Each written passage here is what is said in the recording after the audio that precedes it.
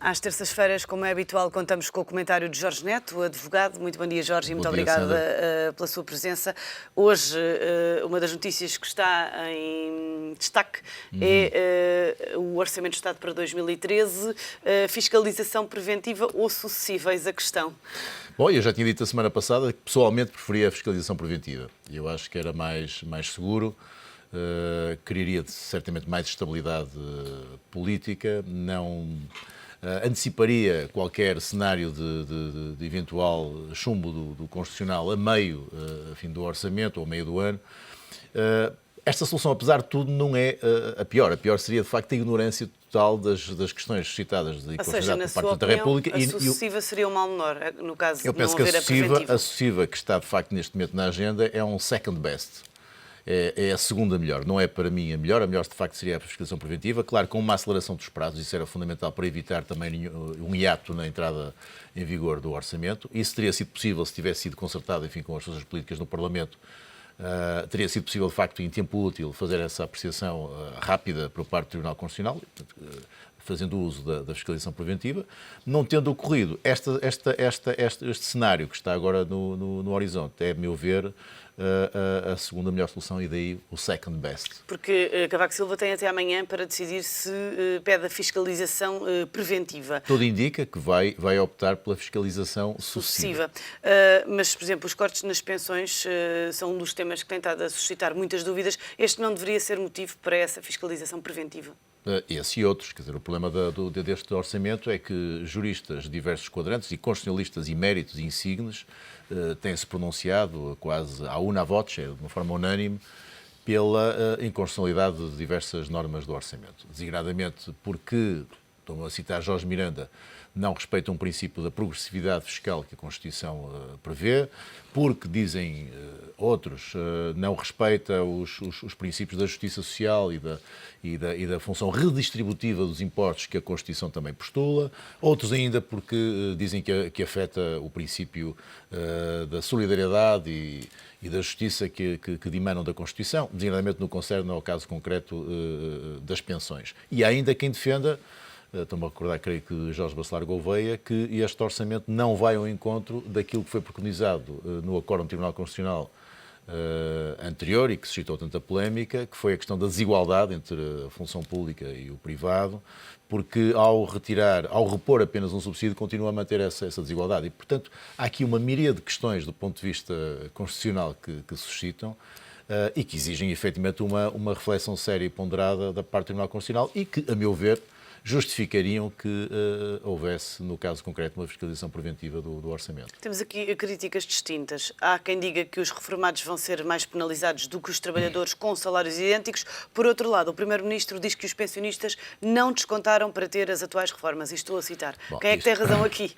Bom, eu penso que aqui é preciso também perceber isto, há aqui um certo diálogo oculto, dissimulado entre o Primeiro-Ministro e o Presidente da República. É óbvio que esta declaração de Pedro Passos Coelho tem como alvo, designadamente, o Presidente da República, mas tem como alvo, porventura, também Manuela Ferreira Leite ou Bagão Félix, que tem criticado de uma forma muito contundente o orçamento naquilo que concerne, enfim, algumas das suas normas, designadamente no que concerne aos pensionistas. A meu ver, mas toda a gente está na mesma situação. Penso que o Primeiro-Ministro não tem razão nisto, porque quem descontou ao longo da sua vida foi com uma determinada expectativa em termos de reforma. E, portanto, neste momento estar a coartar aquilo que foi a expectativa criada ao longo de uma vida de trabalho, parece-me, do ponto de vista, enfim, da responsabilidade de um Estado de Direito, algo de censurável.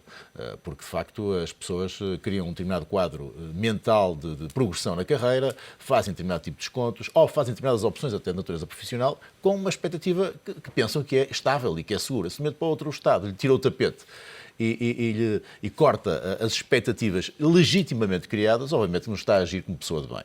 E, portanto, dizer que as pessoas descontaram, estão a receber reformas superiores aos descontos, a meu ver, não é uma afirmação feliz da parte do Primeiro-Ministro.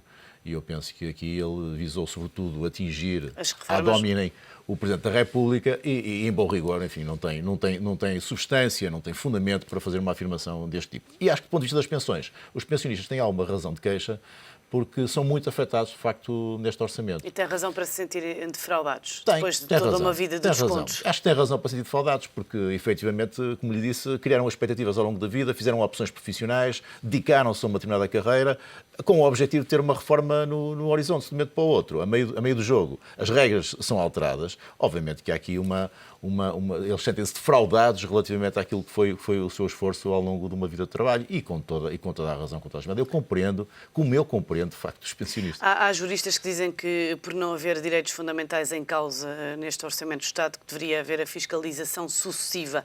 Se Cavaco Silva pedir apenas essa, fica sem a responsabilidade de um eventual chumbo do Orçamento?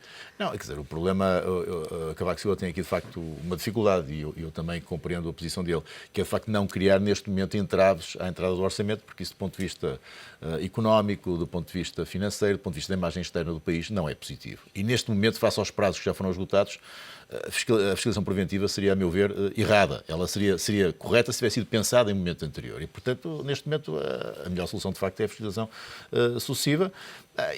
Também por falta de tempo?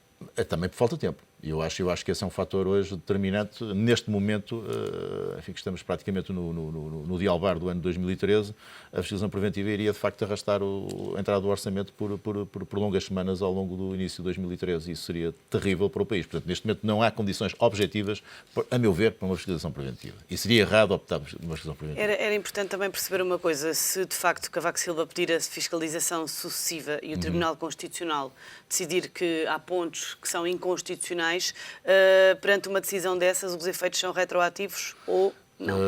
Vamos ver. O Tribunal Constitucional já tomou uma posição no passado em que disse que os efeitos não eram retroativos relativamente a uma determinada medida concreta, que era a questão dos subsídios. Portanto, vamos ver o que é que o Tribunal Constitucional decide.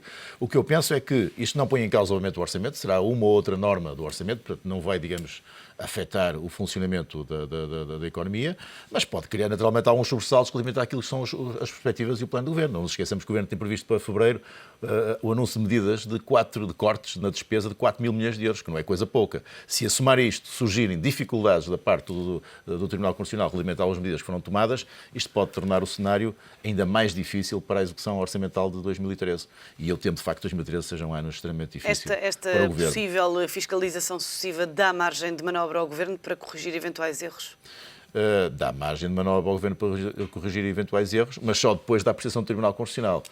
Mas é seguramente melhor também para o Governo do que uma fiscalização preventiva. E o que é que o Governo, na sua opinião, deveria fazer? O que é que o Governo deveria corrigir neste momento ou em 2013? Penso que o Governo deveria ter tido um pouco mais de humildade no orçamento. Acho que houve uma posição de grande indiferença relativamente àquilo que foram diversas sugestões de alteração do orçamento, designadamente para corrigir algumas potenciais inconstitucionalidades. O Governo fez orelhas moucas relativamente a isso e uma postura mais humilde, mais cooperante com a oposição e, designadamente, com a voz unânime, digo, de alguns constitucionalistas, teria, a meu ver, sido mais prudente e avisada da parte do Governo. Isso, infelizmente, não aconteceu. Cavaco Silva diz que não vai ceder a pressões e que vai estar atento ao interesse nacional. Bem, isso é quase uma verdade mexer lá para Alice. O Presidente da República tem como função garantir, enfim, o cumprimento da Constituição e garantir o cumprimento do interesse público e do interesse nacional. E, portanto, eu não espero do Presidente da República, seja este ou outro qualquer, uma outra posição que não seja essa, defender sempre ao trance o interesse nacional. Jorge Neto, vamos ficar a aguardar pela decisão de Cavaco Silva. Muito obrigada pelo seu comentário. Obrigado.